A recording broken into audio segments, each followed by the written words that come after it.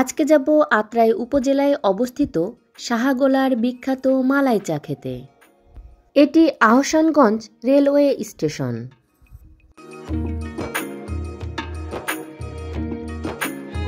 Ahsanganj rail station থেকে এটি প্রায় 7 থেকে 8 কিলোমিটার দূরে অবস্থিত। ভ্যান, রিক্সা, অটো, বাইক এবং বিভিন্ন যানবাহনের মাধ্যমে এখানে যাওয়া যাবে।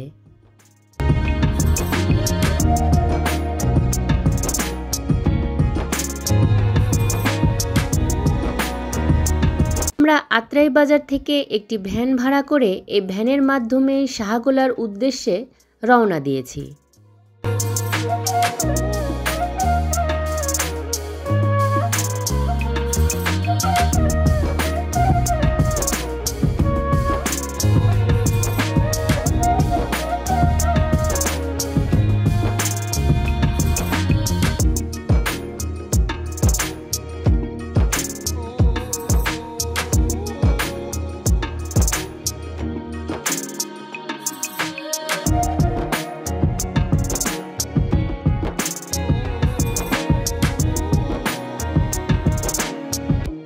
যেতে যেতে রাস্তার দুই ধারের প্রাকৃতিক সৌন্দর্য উপভোগ করছিলাম।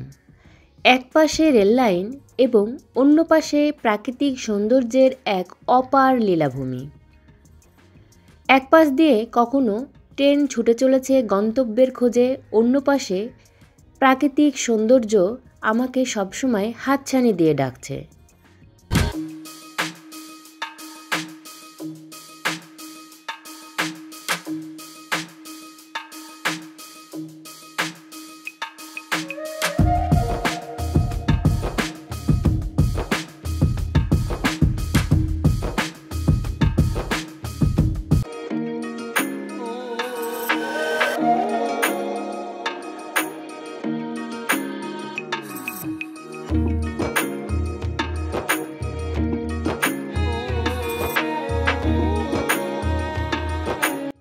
চা অনেকের কাছেই প্রতিদিনের এক নিত্যসঙ্গী।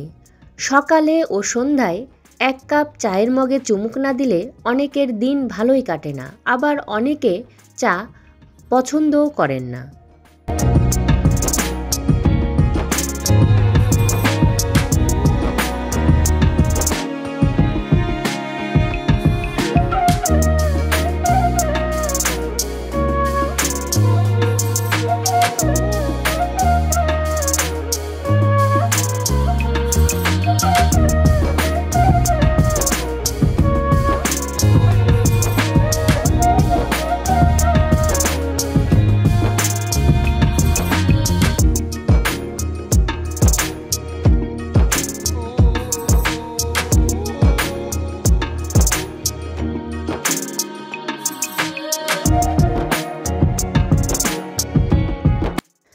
রানীনগর এখান থেকে প্রায় 13 কিলোমিটার দূরে অবস্থিত। এই রানীনগর নামকরণ নিয়ে একটি ছোট্ট ইতিহাস রয়েছে। চলুন সেই ইতিহাসটি আমরা জেনে নেই। রানীনগর নামকরণ সম্পর্কে প্রচলিত আছে যে 13 পুকুর আর 12 গাড়ির অর্থাৎ ছোট পুকুর অবস্থান ছিল এই অঞ্চলে। 1100-1200 শতাব্দীর পাল বংশের পরাক্রমশালী জমিদার খট্রেশ্বর রাজার প্রভাবশালিনী রানীর সম্মানার্থে মৌজার নাম রানীনগর আর রাজার নামে নামকরণ করা হয় খট্রেশ্বর পরগনা। ইংরেজ সেটেলমেন্ট রেকর্ডেও এই অঞ্চলের পরগনার নাম খট্রেশ্বর এবং মৌজার নাম রানীনগর উল্লেখ করা হয়। আবার অন্য একটি তথ্য মতে ছাতিয়ান গ্রামের জমিদার কন্যা নাটোরের রানী ভবানী শঙ্করযাত্রা বিরতিতে বর্তমান রানীনগর বাজারে বিশ্রাম নিয়েছিলেন, সেই থেকে এর নাম রানীনগর। এটি 1856 সালে রানীনগর থানা হিসাবে আত্মপ্রকাশ করে। উপজেলাটি প্রতিষ্ঠিত হয় 1916 খ্রিস্টাব্দে এবং উপজেলা হিসাবে স্বীকৃতি পায় 1983 সালের 1 আগস্ট।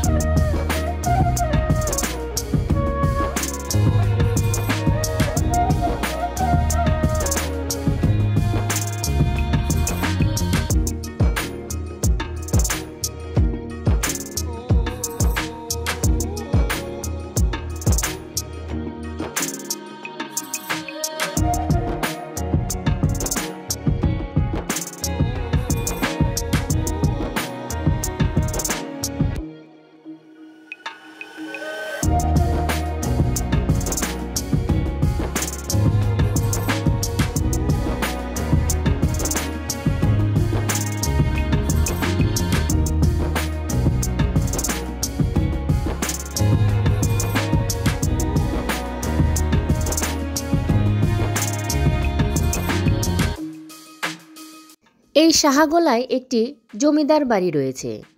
নওগাঁ জেলার আত্রাই উপজেলার সাহাগোলা ইউনিয়নের চৌধুরী ভবানীপুর গ্রামে জমিদার বাড়িটির অবস্থান। নওগাঁ জেলা সদর থেকে প্রায় 24 কিলোমিটার দক্ষিণে এটি অবস্থিত। নওগাঁর আত্রাই ও ছোট যমুনা নদীর তীরবর্তী ভবানীপুর বাজার সংলগ্ন স্থানে জমিদার বাড়িটি অবস্থিত। আত্রাই উপজেলা সদর থেকে প্রায় 8 কিলোমিটার দূরে এই প্রাসাদটি অবস্থিত, তবে এই প্রাসাদটি এখন প্রায় ধ্বংসপ্রাপ্ত। ভবানীপুর জমিদার বাড়ি অনেক প্রাচীন। জমিদার গির্জাশঙ্কর চৌধুরী এখানে রাজত্ব করেন। তার সময়ে জমিদারি ব্যাপক বিস্তার ঘটে। পরে দেশভাগের সময় জমিদারের বংশধর ভারতে চলে যান, তবে প্রতাপশঙ্কর চৌধুরী এখানেই থেকে যান। এখনও তার ছেলে এই রাজবাড়িতেই বসবাস করেন। আমরা পৌঁছে গিয়েছি এবং দেখতে পাচ্ছি রাস্তার পাশে চায়ের দোকানগুলোতে সারি সারি মাটির ভাঁড় সাজানো রয়েছে। চীন দেশে চায়ের আদি জন্মভূমি। বর্তমানে এটি বিশ্বের সর্বাপেক্ষা উল্লেখযোগ্য পানীয় রূপে গণ্য করা হয়। আতাউল ইসলাম প্রায় 2 বছর আগে সাহাগোলায় সর্বপ্রথম মটকা চা বানানো শুরু করেন। এখন 15টিরও অধিক চায়ের দোকান আছে। সেগুলো তখন ছিল না। মাটির ভাঁড়ে খুব যত্ন সহকারে চা পরিবেশন করা হয়। চায়ের পাশাপাশি এখানকার পরিবেশ অনেক সুন্দর। রেল লাইনের ধারে বসে চা খেতে পারবেন। সপ্তাহের প্রতিদিনই এখানে ভিড় থাকে, তবে অন্যান্য দিনের তুলনায় শুক্রবার ও বিশেষ দিনগুলোতে বেশি ভিড় হয় এবং বিক্রি ভালো হয় বিধায় লাভও থাকে।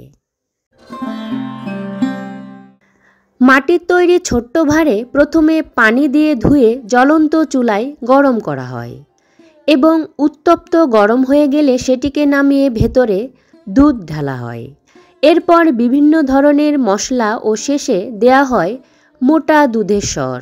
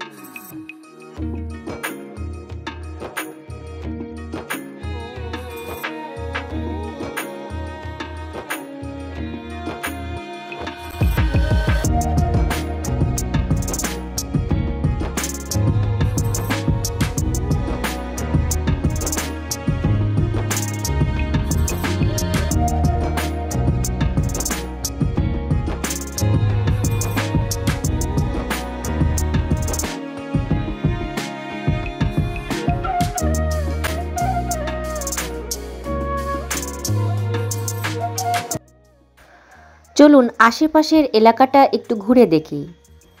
আর ভিডিওটি আপনাদের কেমন লাগলো কমেন্ট করে অবশ্যই আপনাদের মূল্যবান মতামত জানাবেন। যদি ভালো লাগে লাইক দেবেন এবং বন্ধুদের সঙ্গে শেয়ার করবেন। সাবস্ক্রাইব করা না থাকলে সাবস্ক্রাইব করে রাখবেন। এতক্ষণ সঙ্গে থাকার জন্য সবাইকে অসংখ্য ধন্যবাদ।